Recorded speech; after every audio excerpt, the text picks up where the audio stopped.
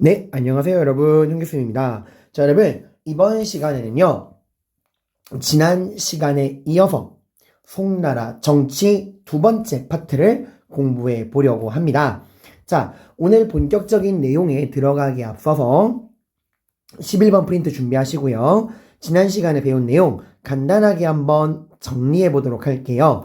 자, 우리가 이제 당나라의 멸망 이후부터 송나라의 역사에 대해 공부하고 있고 본격적인 중국 근세사의 시작이었어요.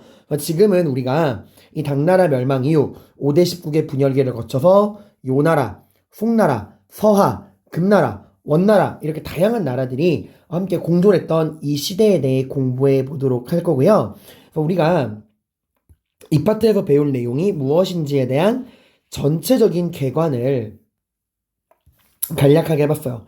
그리고 이 5대 19개의 혼란기 속에서 거란족이 요나라를 만들고 또 조광윤이 송나라를 만들고 황제 독재 체제와 문치주의를 통해서 이 절도사의 힘을 약화시켰고 또 이런 황제 독재 체제 문치주의를 통해서 어떠한 문제점이 발생했는가 봤어요. 그래서 확실하게 여러분이 이 송태조 조광윤이 이 절도사들의 힘을 약화시키기 위해서 시행했던 황제 독재 체제와 문치주의에 대한 내용을 확실하게 기억을 해두시고 이런 황제 독재 체제와 문치주의가 가져온 문제점 역시도 확실하게 알아두셔야 됩니다.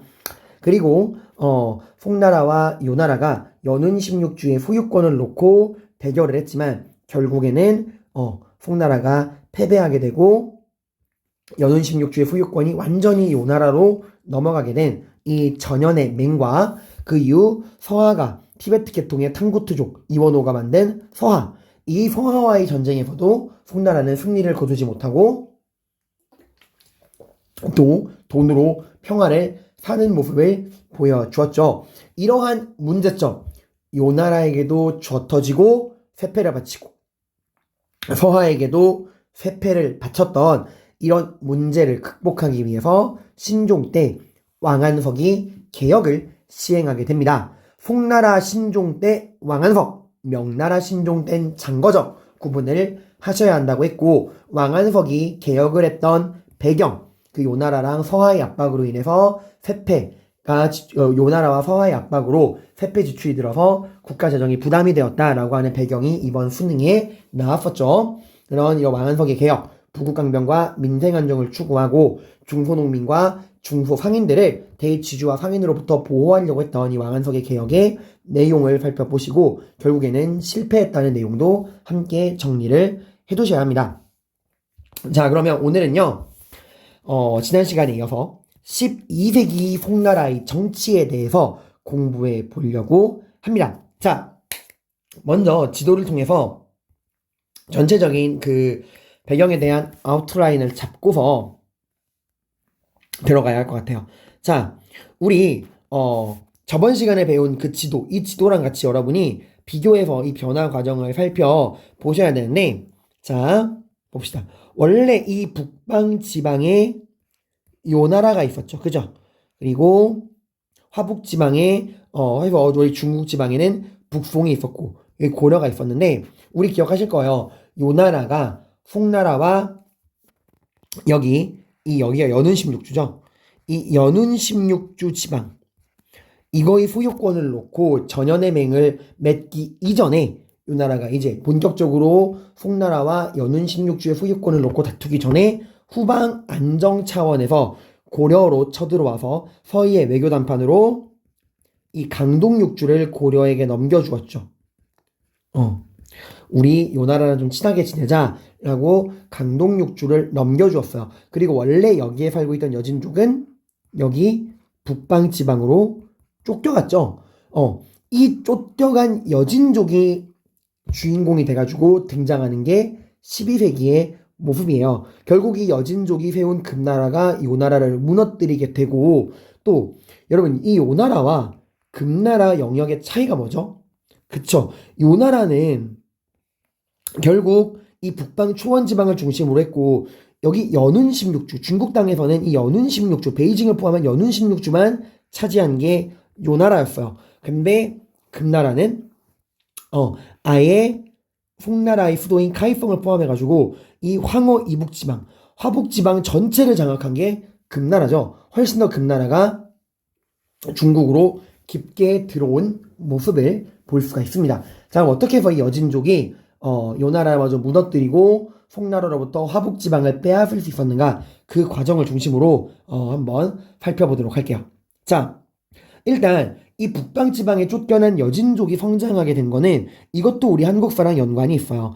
이 북방지방으로 쫓겨간 여진족들 먹을 게 있어 없어? 없단 말이야. 그래서 끊임없이 이 고려의 국경을 약탈하게 됩니다. 그래서 여진족을 토벌하기 위해서 고려의 유명한 장군이었던 윤관이 나서게 되지만 성공해요, 실패해요? 실패합니다. 왜? 이들은 유목민족이고 기본적으로 뭘 타고 다녀요? 말을 타고 다녀. 근데 우리 고려는 농경민족이라 보병 중심이란 말이에요. 보병으로 기병을 이길 수 있다 없다? 없다. 그럼 우리가 여진족을 토벌하기 위해서는 기병이 중심이 된 특수부대가 필요하다. 그게 바로 뭐였죠? 네, 기병이 중심이 된 특수부대 별무반을 만들게 됩니다. 그리고 윤관이 근 20만에 달하는 별무반을 이끌고 이 여진족의 근거지 동북방 지방으로 원정을 나가게 되고, 여기서 여진족의 근거지를 토벌하고 이 동북방 지방 여진족의 근거지에 동북 구성을 쌓게 돼요. 여기 이제 여진족의 근거지에다가 동북 구성을 쌓고 여기를 고려의 영토로 편입하게 된 겁니다. 자, 여진족은 근거지를 잃었어요. 여진족이 이제 태세변환을 하는 거야. 잘못했습니다. 다시는 고려에 벽돌 하나도 돌멩이 하나도 던지지 않겠습니다. 제발 저희를 용서해 주세요 하고 막 빈 거야. 그래서 고려가 어떻게 했어요? 이 동북구성을 반환합니다. 돌려줘요, 여진족한테. 물론 이 돌려준 이유는 당시 고려의 지배층이 보수적이고 사대적이고 전쟁을 싫어하던 기득권층이었던 문벌 귀족이었다는 것도 있지만, 고려 입장에서도 이 동북구성을 유지하는 건 너무나 힘든 일이야. 여기가 너무나 동북방 지방, 먼 북방 지방이고, 이 북방 지방의 영토를 유지한다는 건 끊임없이 이 땅을 되찾기 위해 몰려오는 여진족이랑 싸워야 되고, 군대를 주둔시켜야 되고, 국가로서도 지출해야 되는 비용이 너무 많은 거예요. 결국에 동북구성을 반환하게 되고, 윤관은 쓸데없이 분란을 일으켰다는 이유로 귀양까지 가게 됩니다. 그리고 이 돌려받은 동북구성을 근거로 해서 여진족이 급성장하게 돼요. 그러니까 역사라는 게 참 재밌는 거야. 만약 고려가 끝끝내 동북구성을 지키고 여진족의 근거지를 돌려주지 않았다면 여진족은 이렇게 성장하지 못했을 수도 있어요.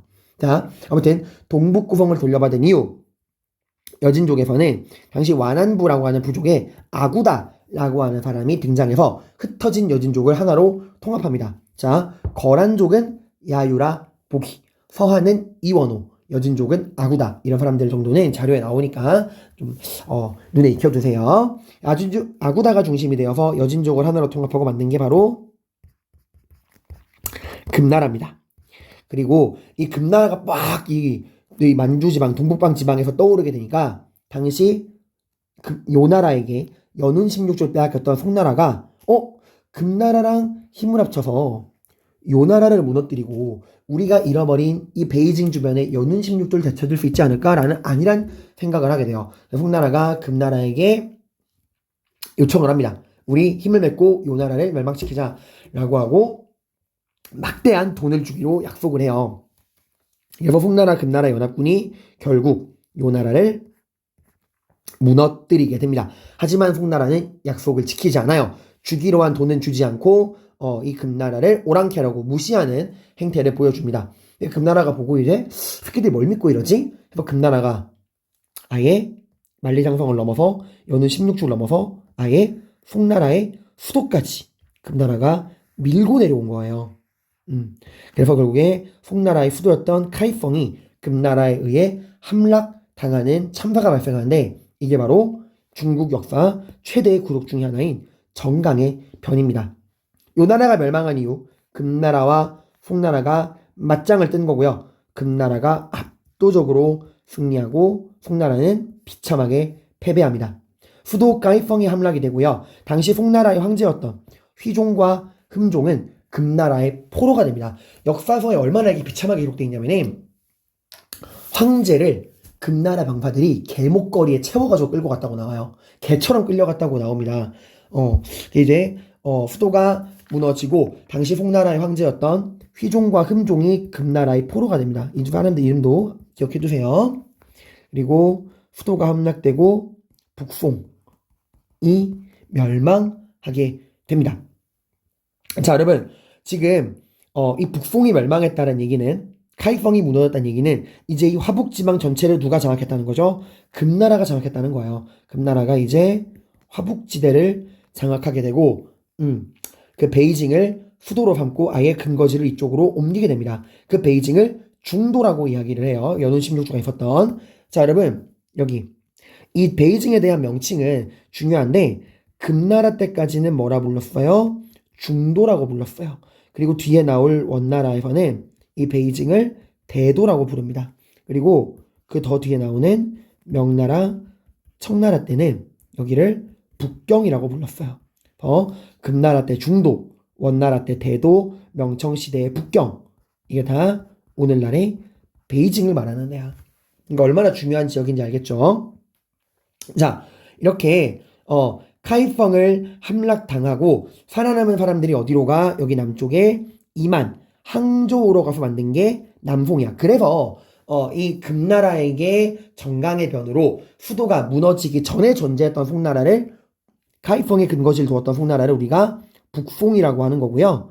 그리고 정강의 변으로 수도 카이펑이 함락당하고 창장강 이남 지역으로 도망쳐서 이만의 근거지를 둔 송을 남송이라 그래. 근데 북송은 휘종과 흠종이 포로로 잡혀가면서 카이펑이 함락되고 금나라에 의해 멸망당하게 됩니다. 자, 이게 또 한국사랑 연관되어 있는 게요. 이 처참한 광경, 수도 카이펑이 함락되고 휘종과 흠종이 금나라의 계목걸이 채워가지고 끌려가는 이 혼란기를 본 게 바로 고려의 김부식이에요. 당시 고려에서 이런 난리가 난 줄 모르고 사신을 보내서 송나라에, 그 고려에서 송나라로 파견된 사신이 김부식이었는데 이걸 이때 본 거예요. 이때 김부식 죽을 뻔했어. 이런 혼란기에 황제마저 끌려가는 상황에서 외국 사신을 누가 챙겨줍니까? 김부식이 이때 죽다가 나거든. 이걸 보고서 엄청난 충격을 받아요. 그 거대한 송나라가 우리가 오랑캐라고 무시했던 금나라한테 이렇게 상대도 안 되는구나. 금나라랑 싸우다가는 큰일 나겠다 생각을 한 거예요. 그래서 김부식이 이걸 보고 돌아온 다음에 묘청의 서경촌도 운동을 짓밟은 거야. 우리 기억하죠? 이게 어떻게 스토리가 된 거냐면은, 우리가 동북구성을 돌려주고 여기서 힘을 얻은 여진족이 금나라를 건국을 하게 되죠. 그리고 고려한테 말해요. 그래도 너희는 예정이 있으니, 우리에게 동북구성을 돌려준 적이 있으니 기회를 주겠다. 이대로 우리한테 사대할래? 아니면 우리한테 한번 맞아볼래? 했을 때 당시 고려의 지배층 문벌귀족의 리더였던 이적임은 바짝 엎드려요. 바로 금나라에 사대를 합니다. 그래서 고려가 금나라에 침략을 안 당해. 금나라가 우리 좀 봐준 거야. 이걸 돌려받은 정이 있어가지고. 그리고 금나라는 고려의 사대를 받고 고려는 건들지 않아요. 그리고 이제 이 금나라가 송나라랑 손잡고 요 나라를 무너뜨린 거야. 근데 이제 어쨌건 고려가 한때 자기들이 무시했던 여진족한테 지금 사대를 하는 상황인 거잖아요. 그 상황에 반대했던 게 묘청의 서경촌도 운동이야. 왜 우리가 금나라의 고개를 숙여야 되느냐. 수도를 서경으로 옮기고, 고구려의 기상이 살아있는 수도로 서경으로, 평양으로 수도로 옮기고, 우리도 칭제, 황제를 칭하고 건원, 연호를 만든 다음에 금나라를 정벌하자 라고 했던 거잖아. 묘청의 서경촌도 운동이. 이걸 이제 김부식이 어떻게 한 거예요? 진압을 한 거야. 그러니까 단순히 김부식이 보수 꼰대라서가 아니라, 김부식이 보기에는 이 금나라의 압도적인 힘을 자기 눈으로 목격한 김부식이 보기에 묘청의 이야기는 현실 감각이 전혀 없었던 거예요. 다 연결돼 있는 거야. 자, 아무튼 이렇게 금나라는 연운 16주를 차지한 요 나라에 비해서 훨씬 넓은 중국 영토를 차지하게 되었다라고 하는 거고요. 여기서 이제 살아남은 사람들은 창장강 이남 지역으로 도망쳐서 남송을 건국하게 됩니다. 수도가 이제 북송의 수도였던 카이펑에서 어디로? 남송의 수도인 이만, 항저우로 옮겨가게 됩니다. 자, 여러분 이거 헷갈려 하던데, 위진남북조 시대의 시작인 그 동진 있죠? 그 오호에게 화북지방 뺏기고 강남 도망간 동진의 수도는 건강이에요. 난징. 달라 얘들아. 구분하세요. 자, 이 남송은 이제 근거지를 강남지방으로 옮겼잖아요. 이때부터 본격적으로 남송은 정말 살아남기 위해서는 이 압도적인 금나라로부터 살아남기 위해서는 강남지방밖에 이제 남은 게 없잖아. 그래서 강남지방을 더 열심히 개발을 합니다. 그래서 이때부터 창장강 이남 강남 지역의 경제력이 화북지방을 뛰어넘게 돼요. 자, 여러분, 우리 한번 이 창장강 강남 지역 정리해 볼까요? 중국 역사에서 이 창장강 이남 강남 지역이죠. 여기로 진출한 건 언제부터죠? 원래 중국의 중심지 황허였잖아.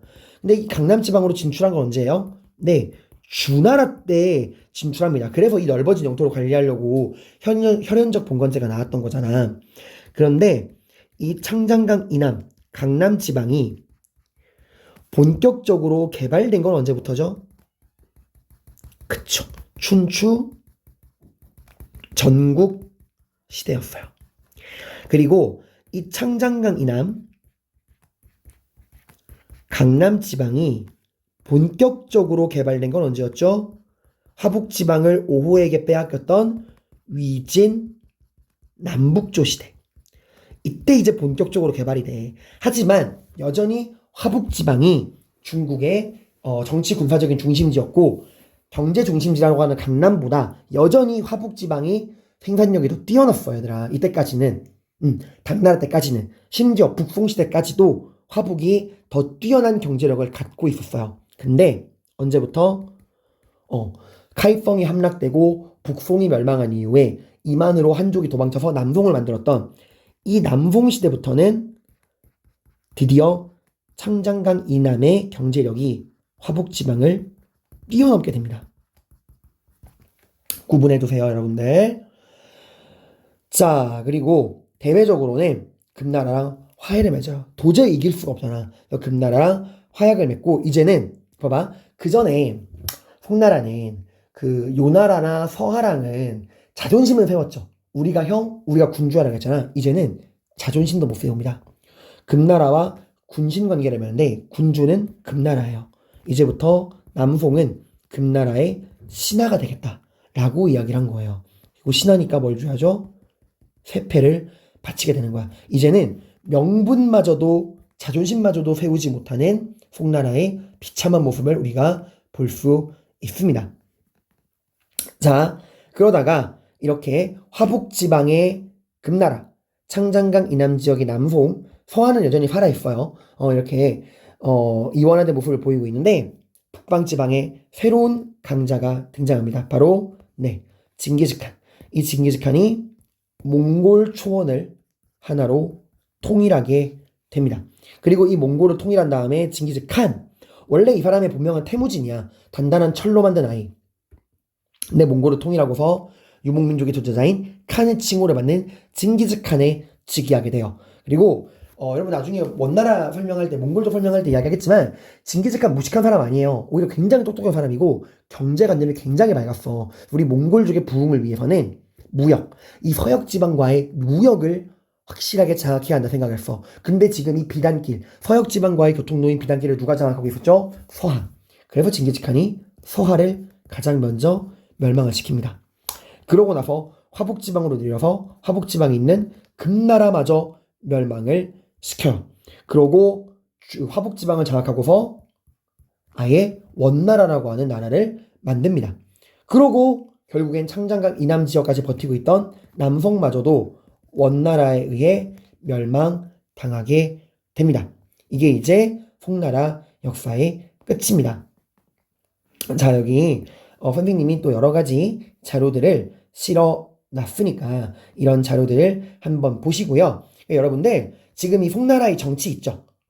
송나라 5대 19개의 혼란기, 그리고 조광윤의 송나라 건국, 황제 독재체제, 문치주의, 그리고 전반적인 흐름, 왕안석의 개혁, 또 여진족의 성장으로 금나라의 등장, 금나라가 송과 힘을 합쳐 요를 무너뜨린 이후에 약속을 지키지 않은 송나라를 쳐들어와서 아예 화북지방 전체를 장악하고 북송은 카이펑이 함락되고 멸망당하고 창장강 이남 이만으로 내려가 남송으로 명맥을 유지했다라고 하는 이 전체적인 흐름. 여기는 전반적인 흐름 공부하시고 황제 독재, 문치주의, 왕안석의 개혁. 이렇게 여러분들이 기억을 하시면 됩니다. 고생 많으셨습니다.